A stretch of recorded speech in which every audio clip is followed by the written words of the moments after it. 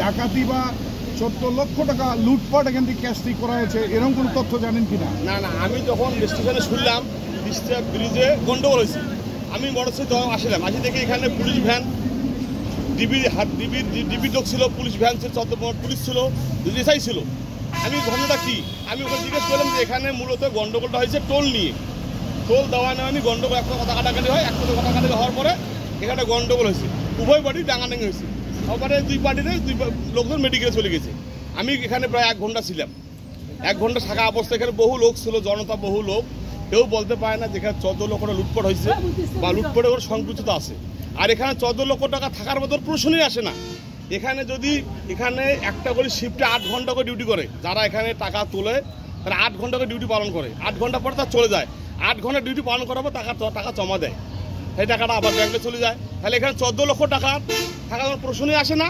এখানে লুটপাট এবং এই ধরনের ঘটনা আমাদের লালমনিরহাট সদর তিস্তাপুর পরে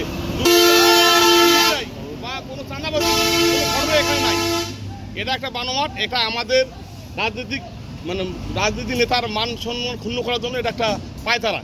আজকে আমাদের লালমনিরহাট জেলার বিএনপি সভাপতি সাহেব খুব বিচঙ্গ লোক, যিনি রাজনীতি তার একটা রাজনীতি সবাই জানে যে সে খুব ভালো লোক, তাকেই কর্তৃপক্ষ হেয়পূর্ণ করার জন্য এটা একটা পায়তারা করতেছে। আমার মনে হয় এখানে পুলিশ ছিল, এখানে সিসি ক্যামেরা আছে, এখানে ডিবি ছিল, এখানে তদন্ত করা হোক। এটা সত্য নয়, এটা একদম মিথ্যা।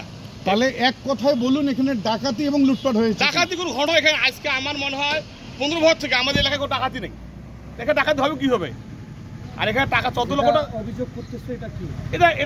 এটা এদের একটা কৌশল, টাকাটা আত্মসাৎ করার জন্য একটা কৌশল।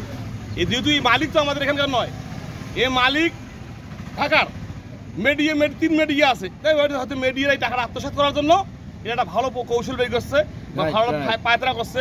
এই টাকাটা আমরা মেরে দেবো, মালিককে বলো 14 লক্ষ টাকা আমাদের ছিনতে দিয়েছে। 14 লক্ষ টাকা থাকার কোনো ভূমিকাই আসে না। আপনারা চাচ্ছেন কি?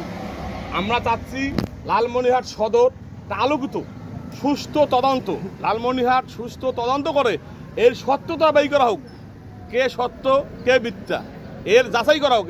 এই আজকে 14 লক্ষ টাকার কথা বলবে, কাল 50 লক্ষ টাকার কথা বলবে।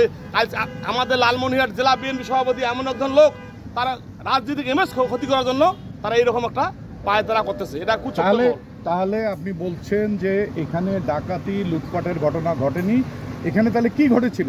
এখানে টোল নিয়ে একটা গন্ডগোল হয়েছে, 2 পার্টি গন্ডগোল হয়েছে, 2 পার্টি মারামারি হয়েছে, উভয় পার্টি মেডিকেলে। কিন্তু ডাকাতি আমি তো এখানে ছিলাম, প্রায় 1 ঘন্টা ছিলাম। এখানে এসআই রহসন ভাই ছিল, এখানে পুলিশ ভ্যান ছিল, 2টি এসআই ছিল এবং ডিবি ছিল। আমাকে কেউ বলে নাই যে ডাকাতি তখন টাকা ছিনতে হয়েছে। এখানে অনেক জনতা লোক ছিল, আমাকে অনেকেই চেনে, কেউ বলতে পারে না যে টাকা ছিনতে হয়েছে। আপনার নামটা বলেন। আমার নাম শামীম আহমেদ শাহিন, বাড়ি তিস্তা ব্রিজের পাশেই বাসা আমার। ধন্যবাদ। আসসালামু আলাইকুম।